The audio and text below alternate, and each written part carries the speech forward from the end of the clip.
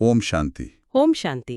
ನೋಡಿ, ಇಡೀ ಪ್ರಪಂಚದ ಸಂಪತ್ತನ್ನೆಲ್ಲ ಒಟ್ಟುಗೂಡಿಸಿ ಅದನ್ನು ನೀಡಿ ಕೇವಲ ಒಂದು ಹೆಚ್ಚುವರಿ ಉಸಿರನ್ನು ಅಥವಾ ಒಂದು ನಿಮಿಷದ ಜೀವಿತಾವಧಿಯನ್ನು ಖರೀದಿಸಲು ಸಾಧ್ಯವೇ ಎಂದು ಒಮ್ಮೆ ಊಹಿಸಿಕೊಳ್ಳಿ. ಅದು ಅಸಾಧ್ಯ ಅಲ್ವಾ? ಹೌದು. ಮಹಾನ್ ಸಾಮ್ರಾಜ್ಯಗಳನ್ನು ಗೆದ್ದ ಚಕ್ರವರ್ತಿಯೊಬ್ಬ ತನ್ನ ಮರಣಶಯ್ಯೆಯ ಮೇಲಿದ್ದಾಗ ತನ್ನೆಲ್ಲ ಆಸ್ತಿಯನ್ನು ಬರೆದುಕೊಡುತ್ತೇನೆ, ಕೇವಲ 1 ದಿನದ ಆಯಸ್ಸು ಕೊಡಿ ಅಂತ ವೈದ್ಯರನ್ನು ಬೇಡಿಕೊಂಡನಂತೆ. ಆದ್ರೆ ಕಾಲ ಯಾರಿಗಾಗಿಯೂ ಕಾಯುವುದಿಲ್ಲ. ಖಂಡಿತ. ಆ ಕ್ಷಣದಲ್ಲಿ ಆತನಿಗೆ ಅರಿವಾಗಿದ್ದು ಏನೆಂದರೆ, ನಿಜವಾದ ಗೆಲುವು ಭೂಮಿಯ ಮೇಲಿನ ಭೌತಿಕ ಗೆಲುವಲ್ಲ, ಬದಲಾಗಿ ಕಾಲದ ಮೇಲಿನ ಜಯ. ನಿಜ. ಆ ಚಕ್ರವರ್ತಿಯ ಕಥೆ ನಮ್ಮೆಲ್ಲರ ಬದುಕಿನ ಕನ್ನಡಿಯಾಗಿದೆ.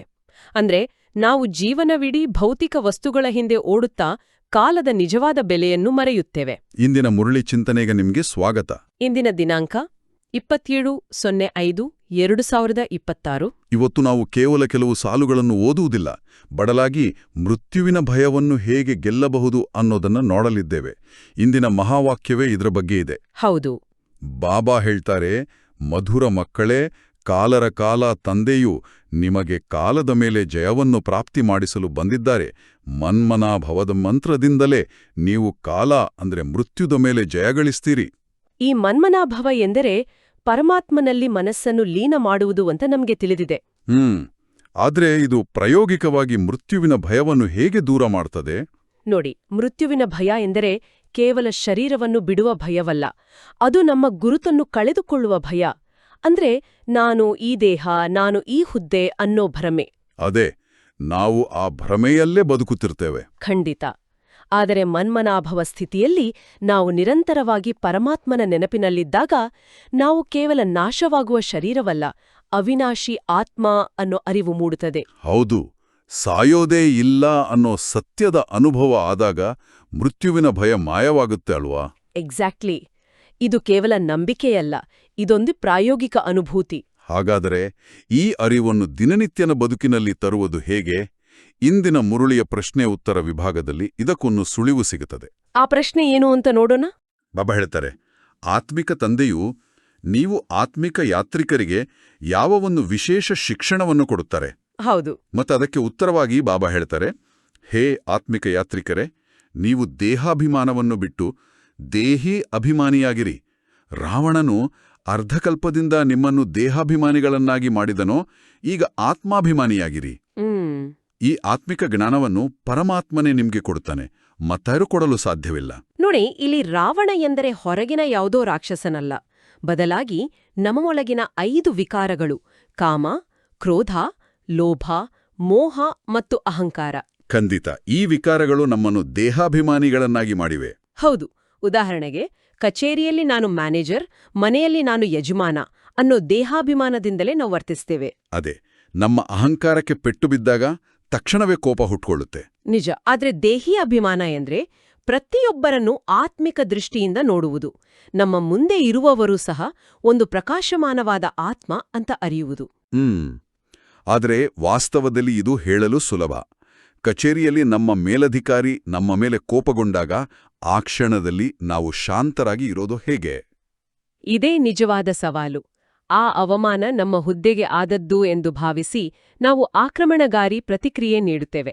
ಆದರೆ ಆತ್ಮಿಕ ದೃಷ್ಟಿಯಲ್ಲಿದ್ದಾಗ ನಾವು ಒಂದು ಹೆಜ್ಜೆ ಹಿಂದೆ ಸರಿದು ವೀಕ್ಷಕನ ಸ್ಥಾನದಲ್ಲಿ ನಿಲ್ತೇವೆ. ಅಂದ್ರೆ ಡಿಟ್ಯಾಚ್ಡ್ ಅಬ್ಸರ್ವರ್ ತರ ಅಲ್ವಾ? ಹೌದು. ಎದುರಿನ ವ್ಯಕ್ತಿ ಕೋಪಗೊಂಡಿರುವುದು ಅವರ ಆಂತರಿಕ ಅಶಾಂತಿಯಿಂದಲೋ ಹೊರತು ನನ್ನ ಆತ್ಮದ ಮೇಲಲ್ಲ ಎಂಬುದು ನಮಗೆ ಸ್ಪಷ್ಟವಾಗ್ತದೆ. ಆಗ ನಾವು ಅವರ ಬಗ್ಗೆ ಕರುಣೆಯಿಂದ ವರ್ತಿಸ್ತೀವಿ.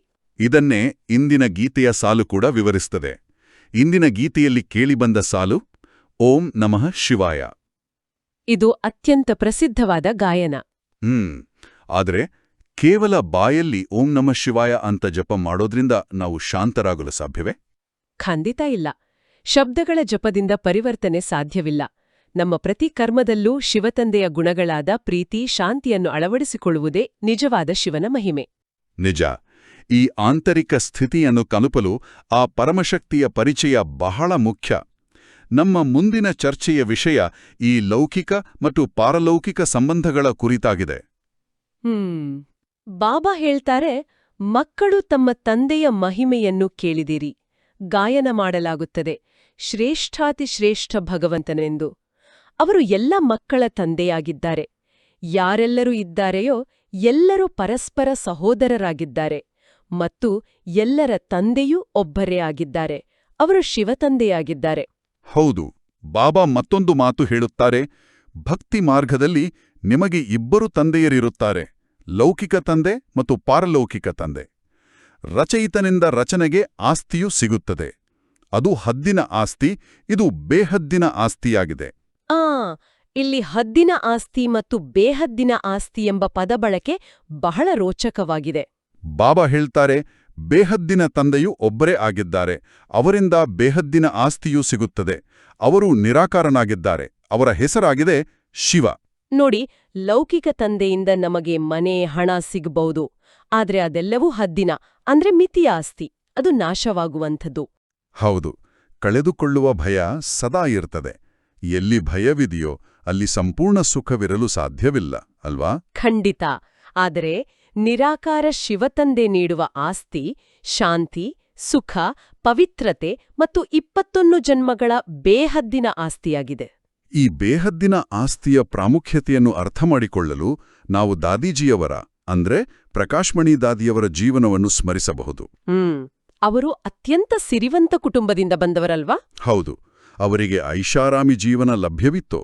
ಆದರೆ ಆ ಹದ್ದಿನ ಆಸ್ತಿಯನ್ನು ಅವರು ಕ್ಷಣಾರ್ಧದಲ್ಲಿ ತ್ಯಜಿಸಿದರು. ಯಾಕೆಂದ್ರೆ ಆ ನಿರಾಕಾರ ತಂದೆಯ ಬೇಹದ್ದಿನ ಆಸ್ತಿಯ ಪರಿಚಯವಾದಾಗ ಭೌತಿಕ ಸಂಪತ್ತಿನ ಮಿತಿಗಳು ಅವರಿಗೆ ಸ್ಪಷ್ಟವಾಯಿತು. ನಿಜ, ಅವರು ಸಂಪೂರ್ಣ ಈಶ್ವರೀಯ ಸೇವೆಯಲ್ಲಿ ತಮ್ಮನ್ನು ತೊಡಗಿಸಿಕೊಂಡರು. ಮತ್ತೆ ಈ ಪರಿವರ್ತನೆ ಎಲ್ಲಿ ನಡೆಯುತ್ತದೆ ಎಂಬುದು ಮುಖ್ಯ.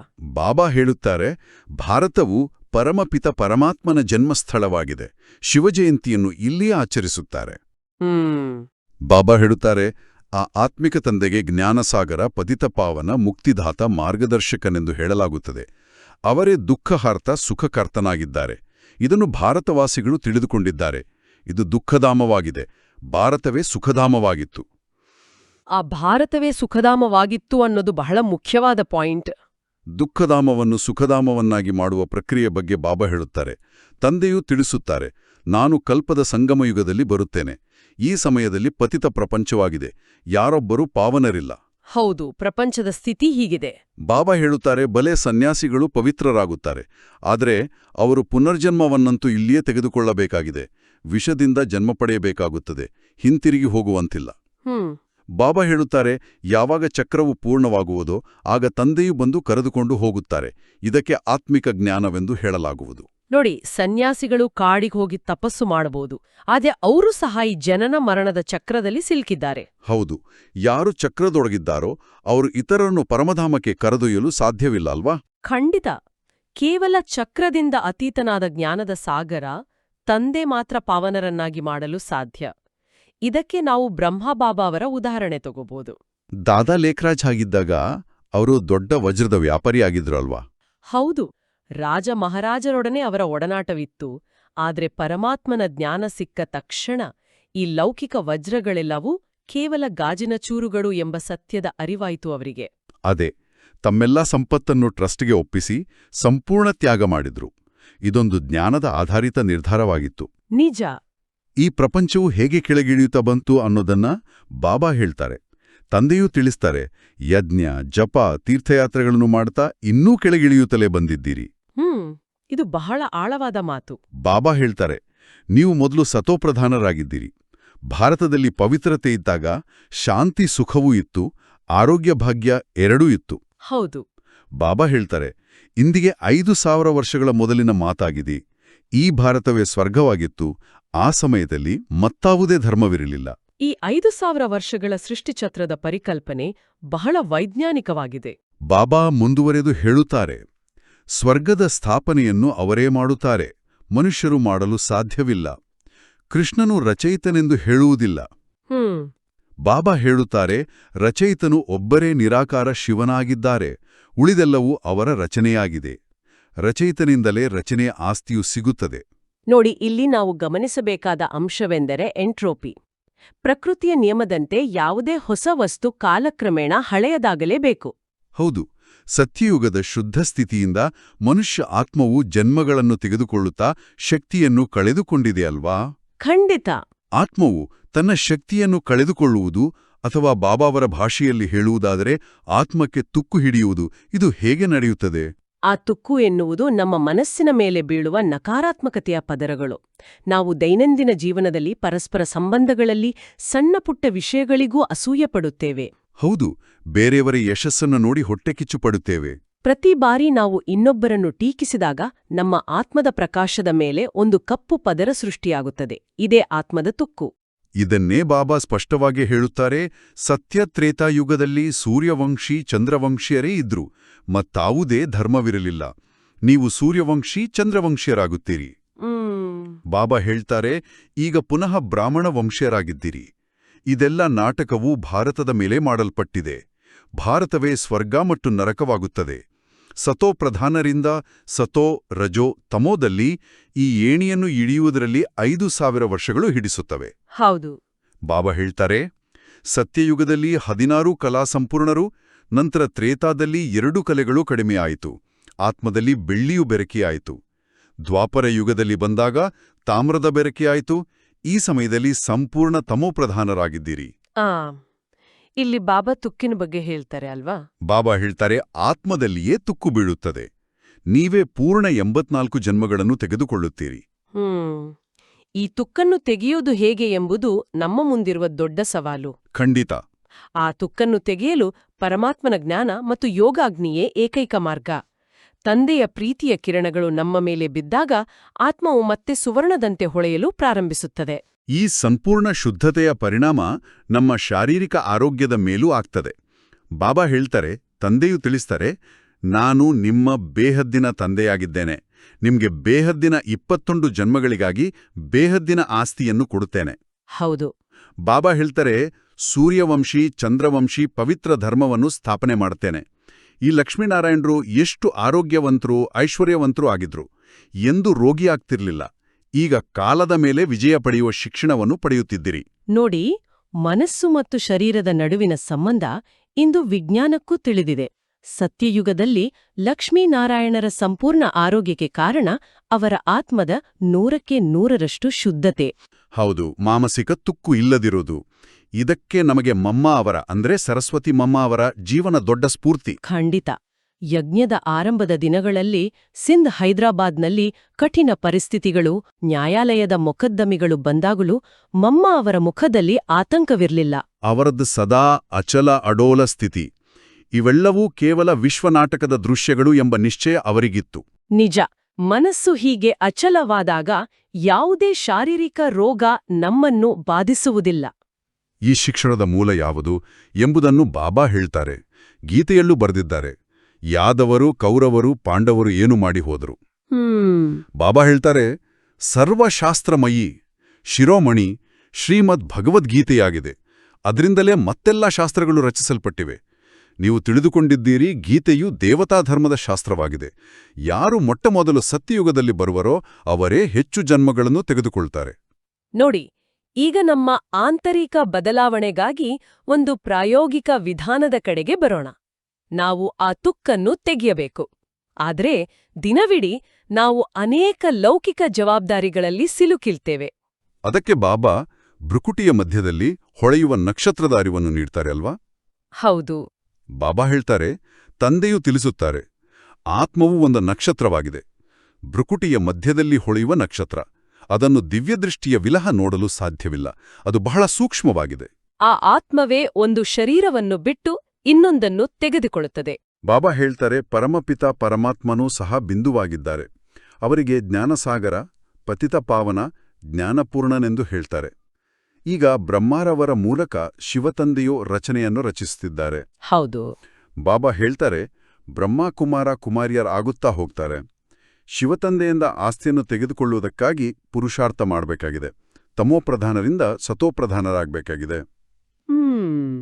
ಬಾಬಾ ಹೇಳ್ತಾರೆ, ತಂದೆಯು ತಿಳಿಸ್ತಾರೆ, ಮಕ್ಕಳೇ, ನನ್ನನ್ನು ನೆನಪು ಮಾಡಿರಿ, ಆಗ ನಿಮ್ಮ ಎಲ್ಲ ವಿಕರ್ಮಗಳು ವಿನಾಶವಾಗುತ್ತವೆ. ಭಗವಾನುವಾಚ. ಗೀತೆಯ ಭಗವಂತನು ಶಿವತಂದೆಯಾಗಿದ್ದಾರೆ, ಶ್ರೀಕೃಷ್ಣನಲ್ಲ. ಕೃಷ್ಣನ ಆತ್ಮವೂ ಸಹ ಈಗ ಕಲಿಯುತ್ತಿದೆ. ನೋಡಿ, ಇದು ದೈನಂದಿನ ಟ್ರಾಫಿಕ್ ಕಂಟ್ರೋಲ್ ಅಭ್ಯಾಸದ ಹಿಂದಿನ ವಿಜ್ಞಾನವನ್ನು ವಿವರಿಸುತ್ತದೆ. ಅಂದ್ರೆ ದಿನವಿಡೀ ನಮ್ಮ ಮನಸ್ಸು ವಾಹನಗಳ ದಟ್ಟಣೆಯಂತೆ ಸಾವಿರಾರು ಯೋಚನೆಗಳಲ್ಲಿ ಸಿಲುಕಿರ್ತದೆ ಅಲ್ವಾ? ಖಂಡಿತ. ಆಗ ಕೇವಲ 1 ನಿಮಿಷ ಎಲ್ಲವನ್ನೂ ನಿಲ್ಲಿಸಿ ನಮ್ಮ ಹಣೆಯ ಮಧ್ಯದಲ್ಲಿ ಹೊಳೆಯುವ ಒಂದು ಚೈತನ್ಯ ನಕ್ಷತ್ರವಾಗಿ ನಮ್ಮನ್ನು ನಾವು ನೋಡಿಕೊಳ್ಬೇಕು. ನಾನು ದೇಹವಲ್ಲ, ನಾನೊಂದು ದಿವ್ಯ ನಕ್ಷತ್ರ ಎಂದು ಊಹಿಸಿಕೊಂಡಾಗ ಮೆದುಳಿನ ಒತ್ತಡದ ಕೇಂದ್ರ ಶಾಂತವಾಗುತ್ತದೆ. ಪ್ರಬಲ ಅಸ್ತ್ರ. ಮಧುರಾತಿ ಮಧುರ, ಅಗಲಿ ಹೋಗಿ ಮರಳಿ ಸಿಕ್ಕಿರುವ ಮಕ್ಕಳ ಪ್ರತಿ ಮಾತಾಪಿತಾ ಬಾಬ್ದಾದಾರವರ ನೆನಪು, ಪ್ರೀತಿ ಹಾಗೂ ಸುಪ್ರಭಾತ. ಆತ್ಮಿಕ ಮಕ್ಕಳಿಗೆ ಆತ್ಮಿಕ ತಂದೆಯ ನಮಸ್ತೆ. ಮಕ್ಕಳೇ, ಬಾಬಾ ಅವರು ಇಂದು ನಮಗೆ ನೀಡಿದ ಈ ಅಪಾರ ಜ್ಞಾನವನ್ನು ದಿನವಿಡೀ ನಮ್ಮ ಬದುಕಿನಲ್ಲಿ ಹೇಗೆ ಅಳವಡಿಸಿಕೊಳ್ಳಬೇಕು ಎಂಬುದನ್ನು ಈಗ ನೋಡೋಣ. ಈಗ ಧಾರಣೆಗಾಗಿ ಮುಖ್ಯ ಸಾರವನ್ನು ನೋಡೋಣ. 1ನೇ ಪಾಯಿಂಟ್, ಬಾಬಾ ಹೇಳ್ತಾರೆ, ಆತ್ಮಿಕ ಯಾತ್ರೆಯನ್ನು ಮಾಡಬೇಕು ಹಾಗೂ ಮಾಡಿಸಬೇಕಾಗಿದೆ. ಸ್ವಯಂವನ್ನು ಸತೋಪ್ರಧಾನ ಮಾಡಿಕೊಳ್ಳಲು ಒಬ್ಬ ತಂದೆಯನ್ನು ನೆನಪು ಮಾಡಬೇಕಾಗಿದೆ. ಆತ್ಮಾಭಿಮಾನಿಯಾಗುವ ಸಂಪೂರ್ಣ ಪುರುಷಾರ್ಥ ಮಾಡಬೇಕಾಗಿದೆ. 2ನೇ ಪಾಯಿಂಟ್, ಬಾಬಾ ಹೇಳ್ತಾರೆ, ಕಾಲದ ಮೇಲೆ ವಿಜಯವನ್ನು ಪಡೆಯಲು ತಂದೆಯ ಶಿಕ್ಷಣವನ್ನು ಗಮನದಲ್ಲಿಟ್ಕೊಳ್ಳಬೇಕಾಗಿದೆ. ತನ್ನನ್ನು ಆತ್ಮನೆಂದು ತಿಳಿದು ಆತ್ಮರಿಗೆ ಜ್ಞಾನವನ್ನು ಕೊಡಬೇಕಾಗಿದೆ. ನೋಡಿ, ಈ ಧಾರಣೆಗಳನ್ನು ನಮ್ಮ ದಿನಚರಿಯಲ್ಲಿ ತರುವುದು ಹೇಗೆ?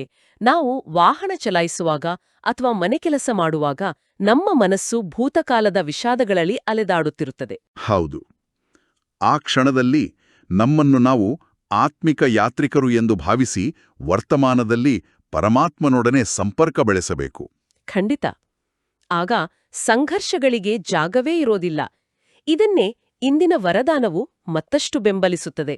ವರದಾನ ಬಾಬ್ದಾದಾರವರ ಕರ್ತವ್ಯವನ್ನು ತಮ್ಮ ಗುರಿಯನ್ನಾಗಿ ಮಾಡಿಕೊಳ್ಳುವಂತಹ ಮಾಸ್ಟರ್ ಮರ್ಯಾದಾ ಪುರುಷೋತ್ತಮ ಭವ. ಇಲ್ಲಿ ಬಾಬಾ ಬಹಳ ಸೂಕ್ಷ್ಮವಾದ ಮಾನಸಿಕ ಪ್ರಕ್ರಿಯೆಯನ್ನು ಬಿಚ್ಚಿಡ್ತಾರೆ ಅಲ್ವಾ? ಹೌದು. ಬಾಬಾ ಹೇಳ್ತಾರೆ, ತಮ್ಮ ಚಿಂತನೆಯಲ್ಲಿದ್ದರೆ ನಶೆ ಏರುತ್ತದೆ ಎಂದು ಹೇಳಲಾಗುತ್ತದೆ. ಅನ್ಯರ ಸಂಪಾದನೆಯಲ್ಲೆಂದಿಗೂ ಕಣ್ಣು ಹೋಗಬಾರದು. ಬಾಬಾ ಹೇಳ್ತಾರೆ, ಅನ್ಯರ ನಶೆಯನ್ನು ಗುರಿಯನ್ನಾಗಿ ಮಾಡಿಕೊಳ್ಳುವ ಬದಲು ಬಾಬ್ದಾದಾರವರ ಗುಣ ಹಾಗೂ ಕರ್ತವ್ಯವನ್ನು ಗುರಿಯನ್ನಾಗಿಸಿಕೊಳ್ಳಿರಿ.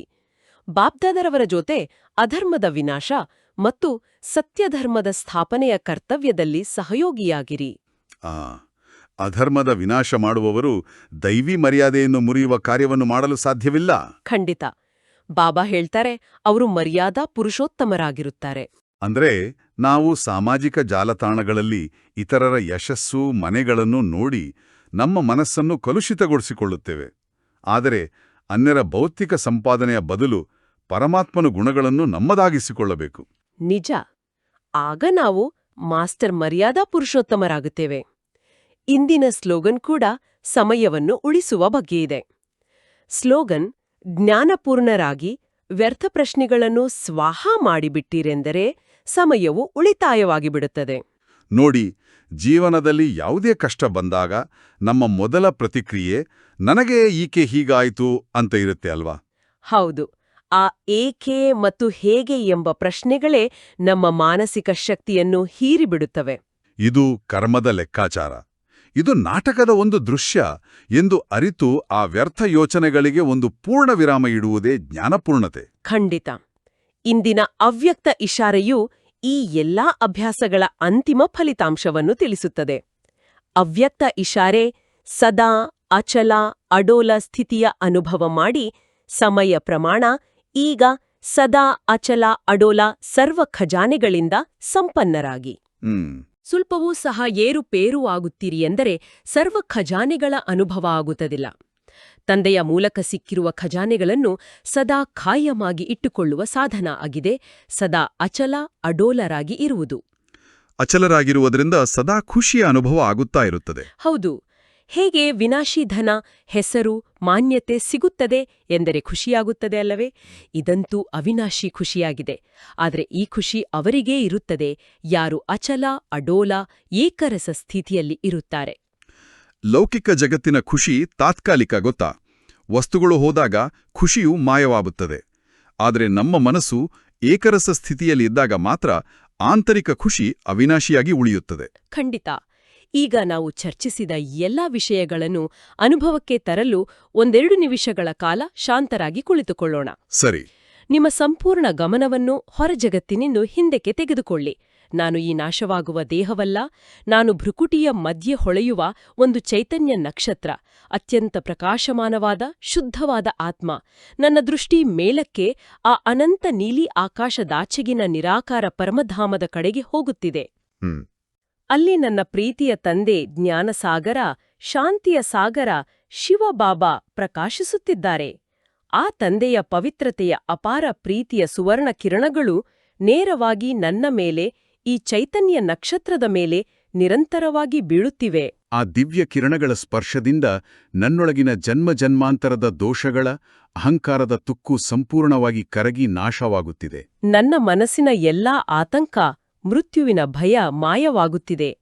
ನಾನು ಕಾಲದ ಮೇಲೆ ವಿಜಯಿ, ನಾನು ಮಾಸ್ಟರ್ ಮರ್ಯಾದಾ ಪುರುಷೋತ್ತಮ ಆತ್ಮ, ಶುದ್ಧ, ಶಾಂತ ಮತ್ತು ಸಂಪೂರ್ಣ ಪ್ರಕಾಶಮಯ. ಓಂ ಶಾಂತಿ. ಈಗ ಸಾರಾಂಶ ಅಭ್ಯಾಸದ ಕಡೆ ಬರೋಣ. ನಾವು ನಮ್ ಜೊತೆ ಕೊಂಡೊಯ್ಯಬೇಕಾದ ಹೋಂವರ್ಕ್. ಹೌದು, ಪ್ರತಿ ಗಂಟೆಗೊಮ್ಮೆ ಕೇವಲ 1 ನಿಮಿಷ ನಿಮ್ಮ ಓಟವನ್ನು ನಿಲ್ಲಿಸಿ, ನಾನು ಜ್ಞಾನಸ್ವರೂಪ, ನಾನು ಆತ್ಮ, ನಾನು ಕಾಲವನ್ನು ಗೆಲ್ಲುವವನು ಎಂದು ನೆನಪಿಸಿಕೊಳ್ಳಿ. ಈ ಸಣ್ಣ ವಿರಾಮಗಳು ಇಡೀ ದಿನ ನಿಮ್ಮ ಮನಸ್ಸನ್ನು ಅಚಲ ಮತ್ತು ಅಡೋಲವಾಗಿಡಲು ಸಹಾಯ ಮಾಡುತ್ತವೆ.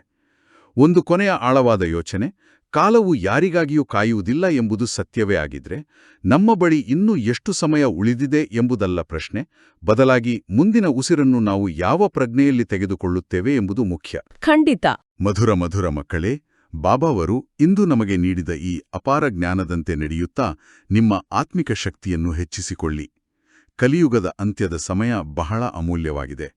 ಯಾವುದೇ ಸಂದರ್ಭ ಬಂದರೂ ಸದಾ ಖುಷಿಯ ಏಕರಸ ಸ್ಥಿತಿಯಲ್ಲಿರಿ. ಹೌದು. ಲೈಕ್, ಶೇರ್, ಫಾರ್ವರ್ಡ್ ಮಾಡಿ. ನಾಳೆ ಮತ್ತೆ ಹೊಸ ಬಾಬಾ ಮುರಳಿಯನ್ನು ಕೇಳೋಣ. ಓಂ ಶಾಂತಿ.